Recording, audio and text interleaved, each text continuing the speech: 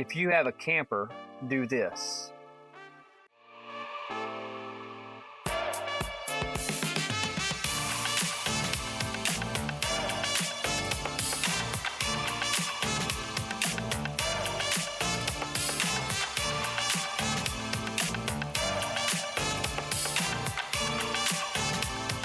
Put your dehumidifier in your camper to keep the humidity out.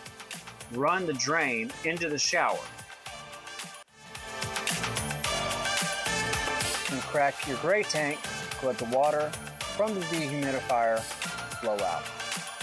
Now little Gus is tucked away, ready for his next adventure. Follow along for more tips and RV tricks. Also, for more bus adventures.